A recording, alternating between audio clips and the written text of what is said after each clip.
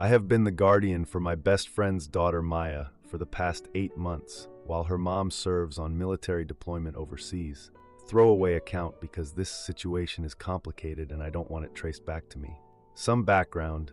I've known Eliza since college, and we've remained close despite her military career involving assignments in different locations. For the past 2 years, I've had medical power of attorney and temporary guardianship whenever Eliza deploys.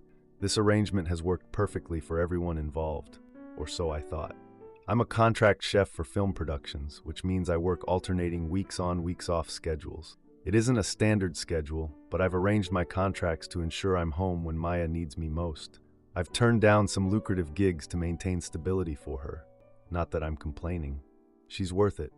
Eliza and Maya's father, Jared, divorced when Maya was 7, and he disappeared from her life after that. He provided no child support and only contacts her on rare birthdays, usually with a text that arrives days late. Maya barely mentions him anymore, and I think she's better off without the disappointment.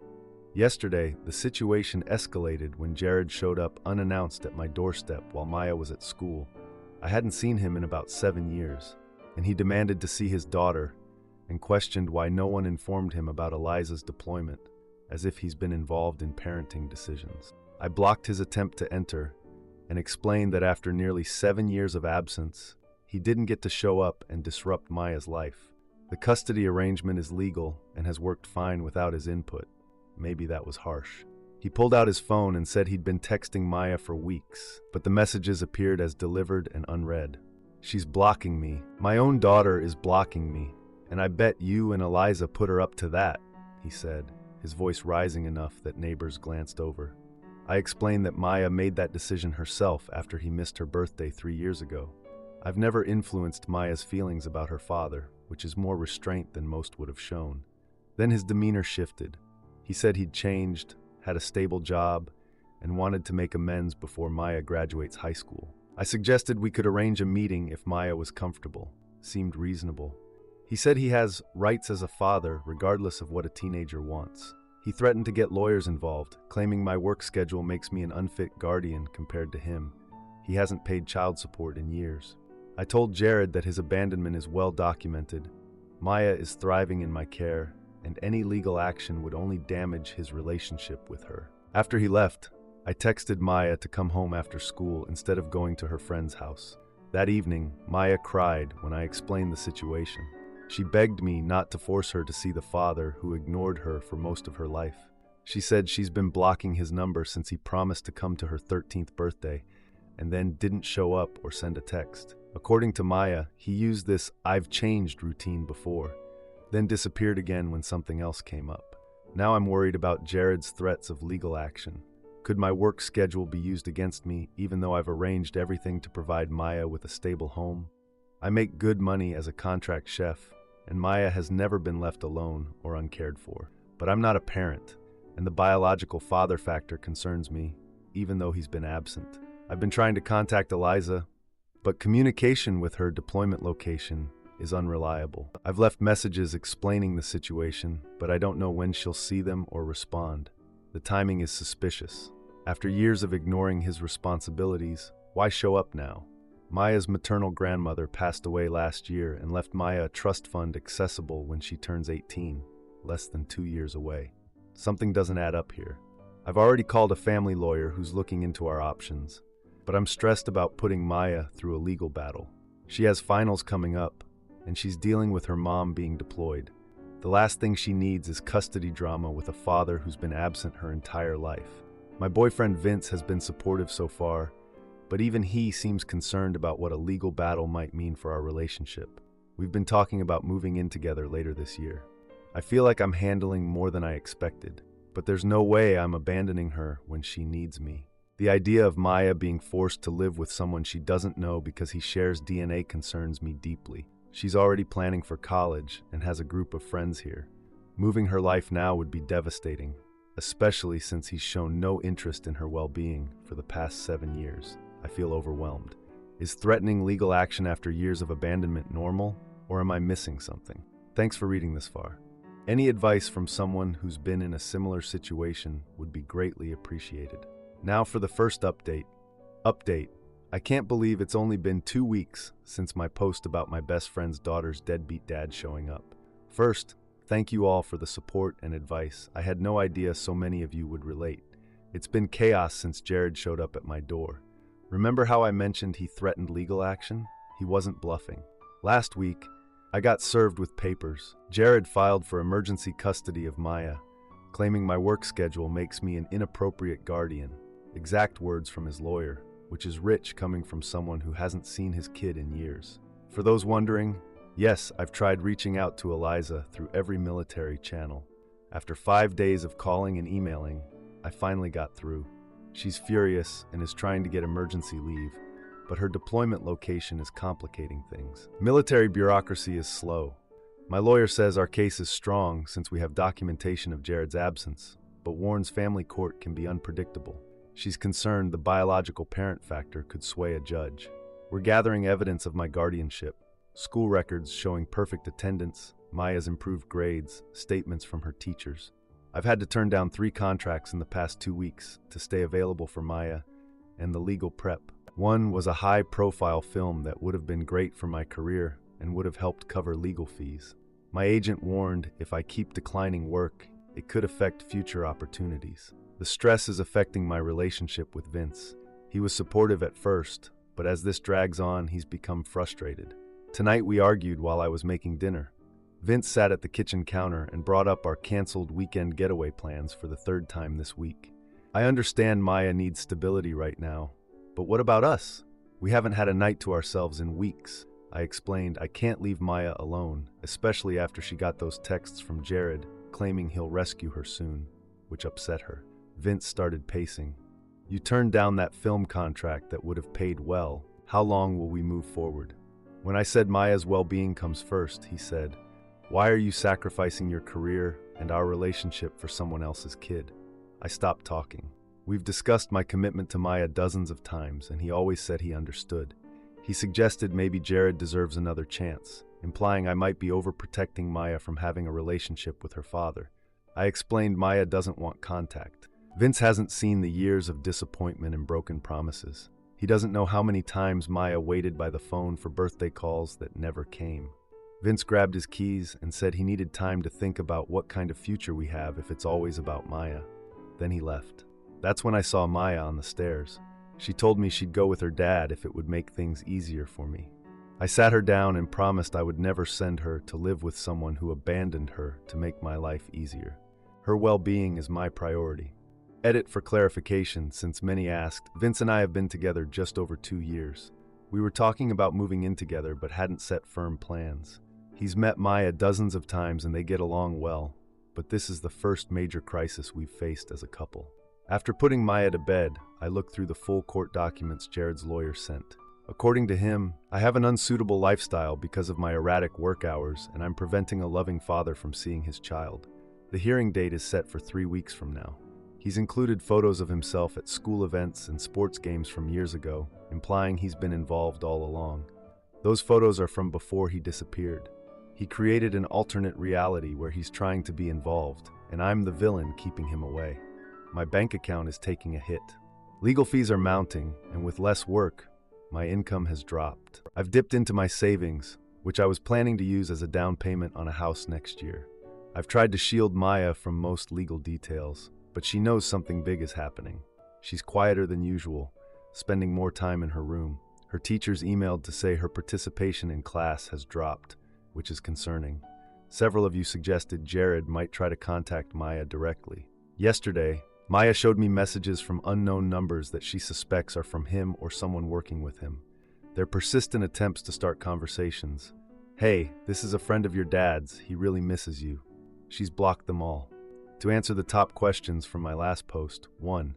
Yes, we have documentation of Jared's absence, returned mail, school records, and missed child support payments. 2. The trust fund from Maya's grandmother is significant, enough to cover college and then some. 3. Yes, Maya is old enough that a judge should consider her preference, but my lawyer says it's not guaranteed. I'm exhausted and anxious. The stress keeps me up some nights. The most painful part is seeing Maya blame herself for the tension between Vince and me. I've told her repeatedly that this isn't her fault, but she doesn't fully believe me. Tomorrow, I have a meeting with my lawyer to prep for the hearing. We're gathering character witnesses and creating a detailed calendar of my work schedule to show how I've arranged everything around Maya's needs. My lawyer seems confident, but I'm still worrying. The thought of Maya being forced to live with Jared makes me sick. I've saved some of your comments about standing strong for Maya to read when I'm feeling uncertain. Thank you for the support and for making me feel less alone in this situation. Now for the second update. Update 2. A lot of you have been messaging me asking for an update on the custody battle with Maya's deadbeat dad. So here's the latest. First, thank you all for your support and advice on my previous posts. Link to original post and first update for those who missed it. It's been 3 weeks since my last update, and things have gone from bad to worse. Still can't believe this is my life. The custody hearing is 5 days away, and I'm running on coffee and anxiety. My lawyer fees are piling up. I discovered why Jared reappeared in Maya's life.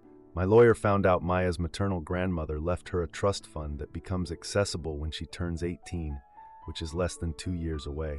It's enough to cover college. That explains Jared's sudden interest.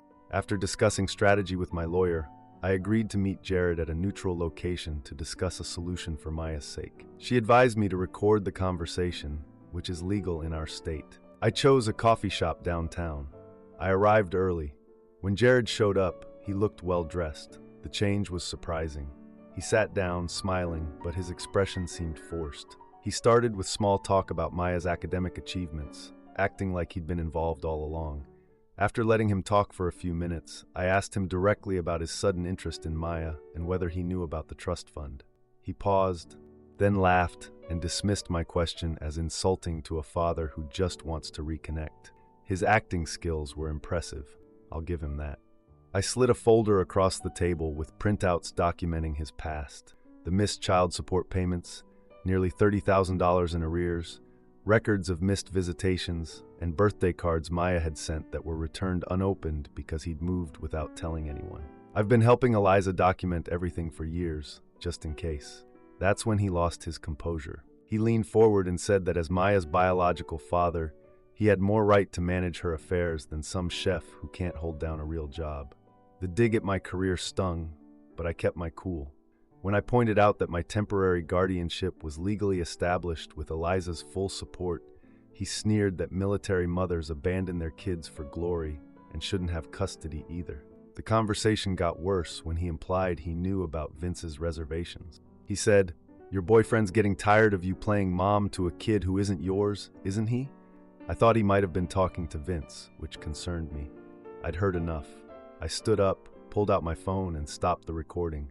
I told him I'd recorded everything, and his motivations were now clear. He looked shocked. I left him and sat in my car for 10 minutes before I felt calm enough to drive home. When I got back to the house, I found Vince had packed a bag. He told me he needs space to think, and that while he admires my loyalty to Maya, he can't live with this level of stress and conflict. After 2 years together, this is what breaks us. I was too drained to argue. I watched him leave in disbelief. As if that wasn't enough, I've discovered Jared has been contacting Maya's teachers and some of her friends' parents. He's been spinning a narrative about being a concerned father who's being kept away by an overbearing family friend. Some parents who don't know the full situation have been sympathetic to him, which is making things awkward for Maya at school. After reading all your comments about documentation, I've been keeping track of these contacts. The school counselor called yesterday to let me know Maya had a breakdown during lunch. Some kids asked why she won't give her poor dad a chance. She locked herself in a bathroom stall for nearly an hour. I picked her up early, and we spent the afternoon making cookies and watching reality TV to keep her mind off everything. My lawyer called with mixed news. She confirmed we have evidence of Jared's financial motivations, especially with the recording, but warned that courts sometimes favor biological parents despite evidence of past neglect. I can't stop thinking about it. She's also concerned that without Eliza physically present, the judge might not fully understand the situation. Edit 3:45 p.m. Just got off the phone with Eliza. She's been granted emergency leave but won't arrive until the day after the hearing. She's upset she can't be here in person, but she's written a detailed statement and recorded a video testimony that my lawyer says will help our case. I've had to turn down 2 more contracts this month, and my agent is frustrated. My savings are draining between legal fees and reduced income. The financial stress would be overwhelming if I had any energy left to worry about it. The worst part is watching Maya blame herself. Despite my reassurances, she believes she's ruining my life. Last night she suggested maybe she should just go with Jared until her mom gets back to make things easier for me. I hugged her and promised I would never send her away to make my life easier. Her well-being is my only priority right now. Your validation helped me see I'm not crazy for putting her first. To address some common questions from my last post. 1. Yes, we're in the US, in a state that generally considers the child's preferences at Maya's age, but the judge has discretion. 2. Maya has been seeing a therapist since this started, which has been helping her cope. No, Jared hasn't paid any of the back child support, even now that he supposedly has a good job. 4. Before anyone asks, yes, I've already provided all the documentation to my lawyer, including the recorded conversation. I'm still processing everything that's happened and preparing Maya and myself for the custody hearing next week. We'll update again after the hearing, hopefully with good news, but I'm preparing for the worst. Now for the final update. The custody battle with Jared is finally over, and I'm still processing everything. Thanks to everyone who followed this and offered support these past few weeks. Your advice saved us. The morning of the hearing arrived. I barely slept the night before, running through scenarios. My alarm went off at 5 a.m. even though court wasn't until 9. Maya was already awake when I checked on her, with her documentation spread around her. Vince's side of the bed had been empty for days. He texted last night saying he was giving me space to focus on the hearing, but we both knew he was ending his involvement in our relationship. 2 years together, and this was his breaking point. I didn't have the capacity to deal with that loss yet. I made Maya's favorite breakfast, chocolate chip pancakes, though neither of us ate much. The drive to the courthouse was silent, with Maya holding her folder containing the statement she'd written. My lawyer met us outside, confident but cautious. She'd warned me not to get my hopes up, that family court can be unpredictable, but I could tell she believed in our case. We found our courtroom and sat in the benches, waiting. Maya's leg bounced against mine. When Jared walked in, I almost didn't recognize him. He had a lawyer and 3 others with him. Our case was called second. As we moved to the front, Maya gripped my hand tightly. The judge was unreadable. Jared's lawyer went first, saying Jared had tried for years to be involved, but was excluded by Eliza and me. He claimed I was poisoning Maya against him. When our lawyer presented the documentation of Jared's absence, school records showing 0 attendance at conferences, returned birthday cards, ignored texts from Maya over the years, Jared interrupted, saying he never received any notices and was told not to come. The judge told him to wait his turn. The judge asked why he hadn't filed for a modification of the support order. He said he didn't know he could do that. When Maya was asked to speak, she walked to the front and described building a life without her father, only for him to reappear when her grandmother's trust fund was established. She presented the birthday cards she'd sent that were returned unopened and explained how she'd tried to reach out over the years. I stopped trying when I was 13, she said.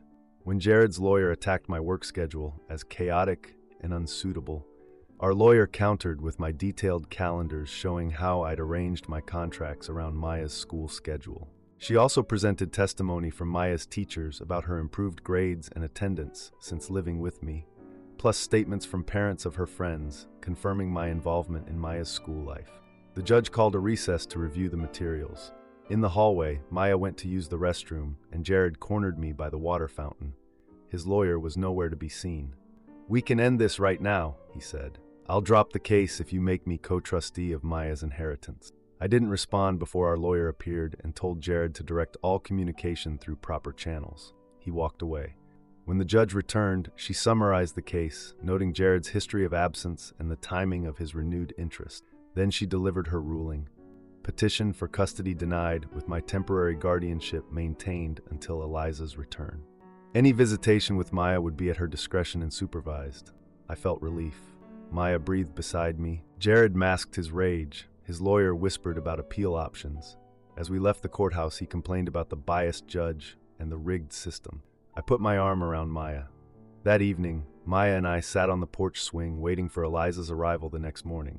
We ordered pizza and talked. Maya seemed different. I felt different too, aware of what this battle had cost me. My relationship with Vince was over, and I'll need to rebuild some professional connections after turning down contracts. But watching Maya relaxed for the first time in weeks, I knew I'd make the same choices again. Edit. A lot of you asked about Vince. He texted congratulations but hasn't asked to talk. I think we both know it's over. I know ours wasn't meant to last under real pressure. As for Jared, my lawyer thinks he might try to appeal, but doubts he'll succeed given how the judge rejected his arguments. The court ordered him to pay back child support immediately, with his wages subject to garnishment if he doesn't comply. The most important update is about Maya. She slept through the night for the first time in weeks and talked on the phone with her friends this morning. Eliza arrives in about an hour, and Maya has been cleaning her room. Some things are getting back to normal. I never expected this custody battle. I'm grateful for this community's support and for reminding me that standing up for what's right is worth it, even when it costs you something.